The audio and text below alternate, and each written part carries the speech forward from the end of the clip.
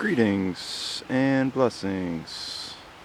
Today is December 7th, 2023, and at the apartment stead, the temp gauge was reading 25, and the car up here at the farm right now is reading 22 degrees Fahrenheit. Excuse me. So it's between 22 and 25 degrees Fahrenheit, and it finally locked up. It's been like in the 40s, high 30s all week.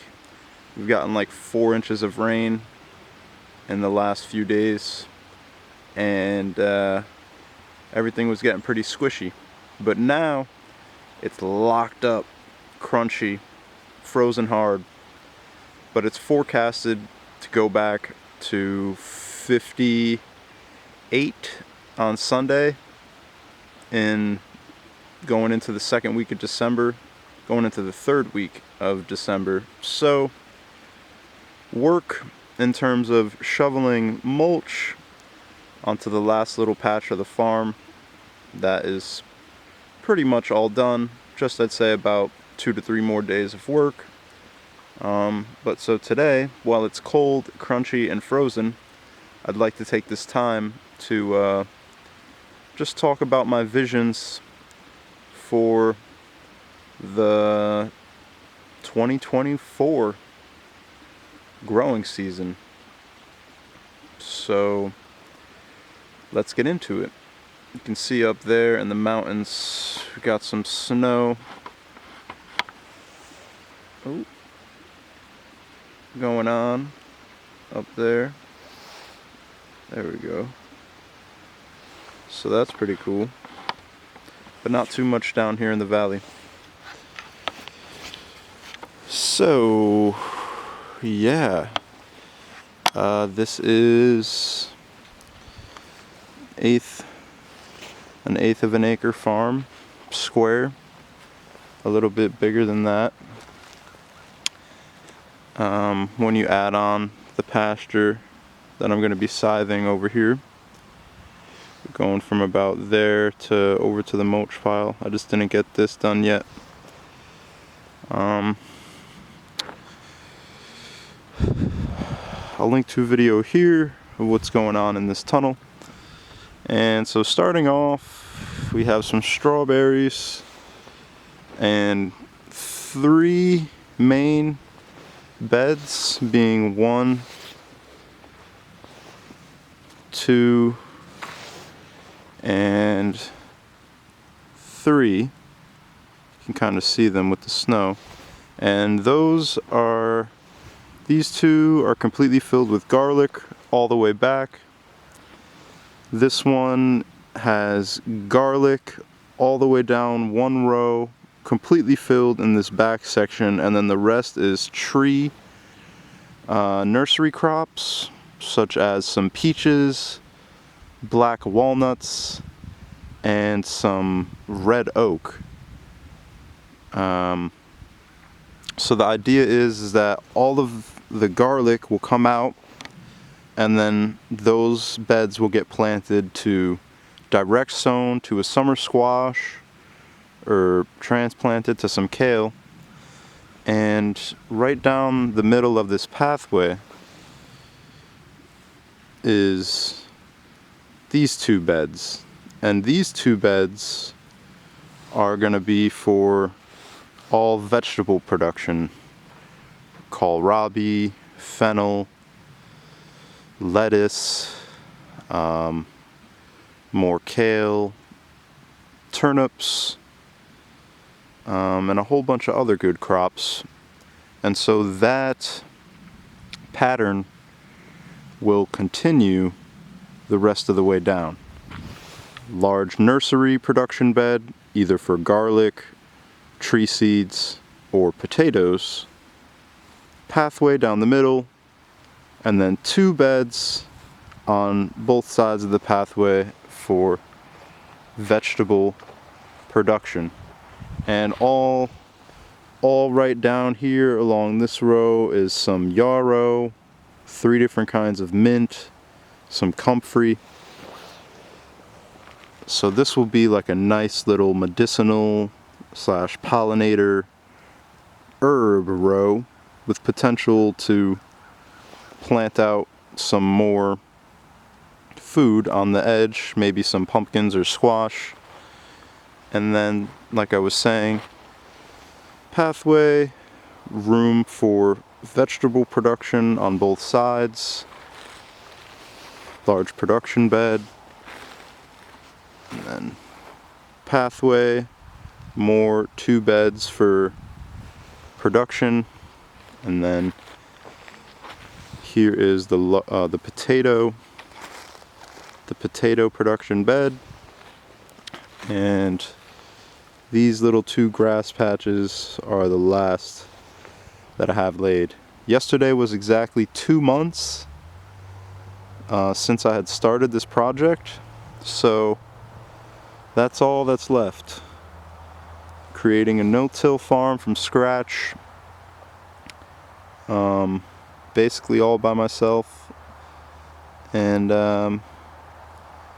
yeah, it feels good to have this accomplished. And I say basically all by myself, one, because I had help 2 days from some different people, and I also say it because just to let somebody know that somebody can farm a square this size and not only create it from scratch themselves, but also maintain it by themselves. So potatoes will come out, get transplanted to another vegetable crop, and like I said, these, so, and since there's 1, 2, 3, 4, 5, 6 sections, that will lead me up for five successions. So I'll start a planting about the mid-April. That will go out. I don't know if I'm going to start over here or over there yet, but that succession will go out mid-May. I'll start another succession right when I put that one out, mid-May. Mid-June, next succession will go here. Start another succession, same time I put this one out. Mid-July, 3rd succession. Mid-August, 4th succession, and then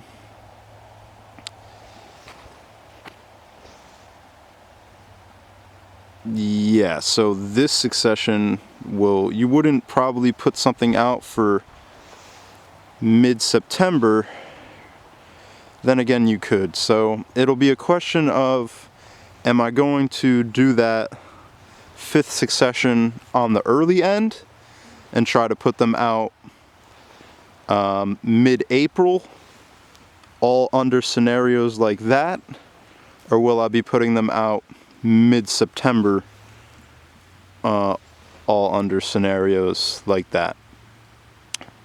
Still need to work that out. But I know everything that's going to be planted, and I know my planting schedules, which is really amazing, and I have figured that out based off of my notes from these past 2 years.